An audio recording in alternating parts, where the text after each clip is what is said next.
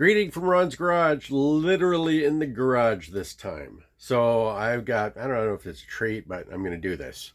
I'm going to do a comparison.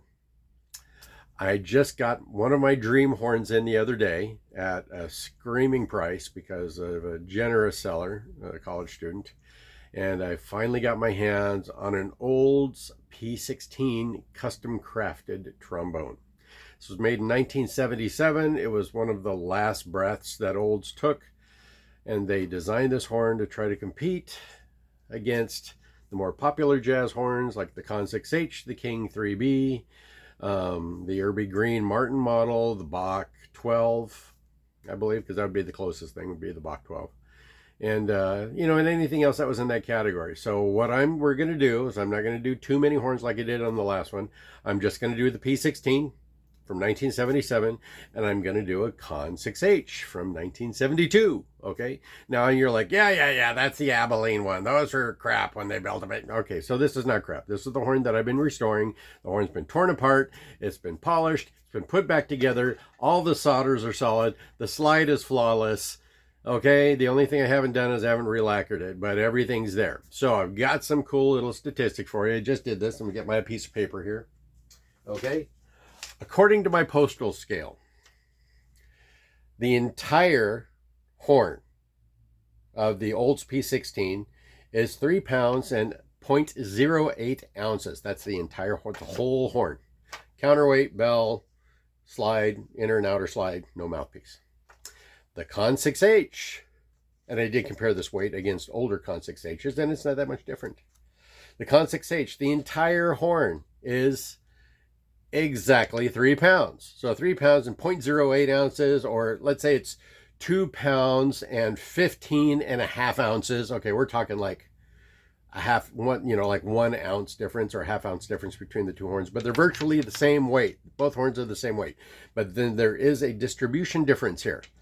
Olds have always been known as having this really heavy, dense, hard brass, which provided that classic old sound and color of a very direct tone.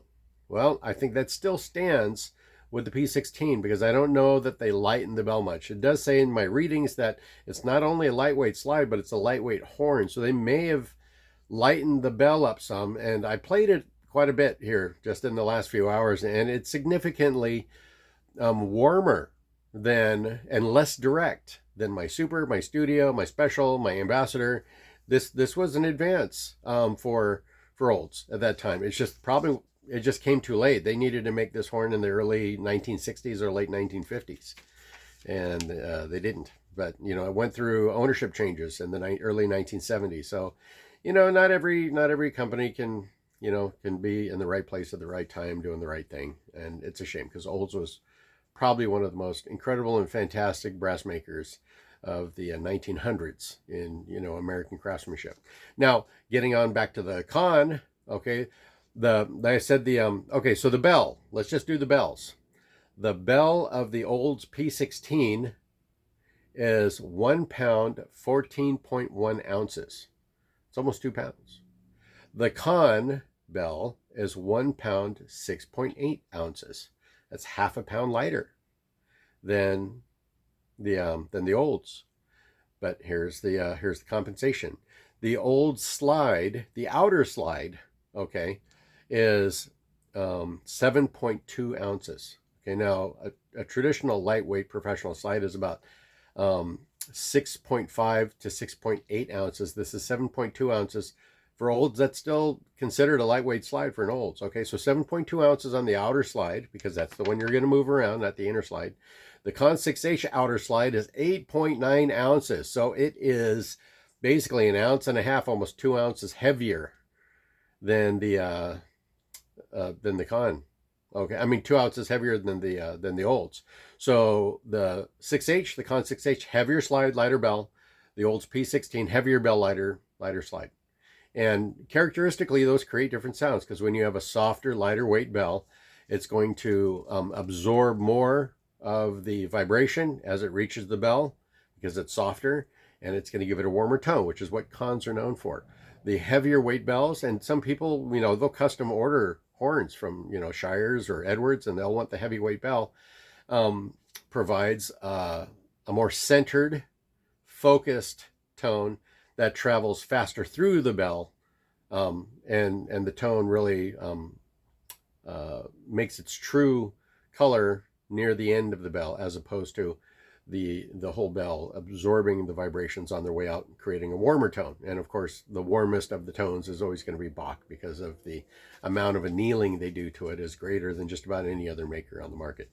So I'm just going to play something simple. You know, I'm not this crazy jazz guy that can doodle tongue and play all these really fast 30-second note passages. So I'm just going to pick a very simple melody. Again, I'm going to do Someone to Watch Over Me, because it was a requested tune from one of my previous, viewers, and I thought I'd do him a favor. I kind of buried it in one of my other videos, but I'm going to make this one the primary melody on this one. So let's start with the Conn 6H. Okay, so on the Conn 6H, I'm going to be playing my Schelke 50 C4. Some of you may be familiar with the 51D, which is a very deep, broad mouthpiece. It gets a very dark sound. It's basically a euphonium mouthpiece. This one's shallower, but it's still got a nice heavy body on it, which really doesn't absorb the vibration as much, and it just sends the buzz straight into the horn. And so it tends to be brighter than the 51, the 51D, or the 50. So it's a 51 C4, and the C4 gives it a rounder rim here, so it doesn't have such a sharp rim on it. Okay, here we go. Let's start with the Conn. All right.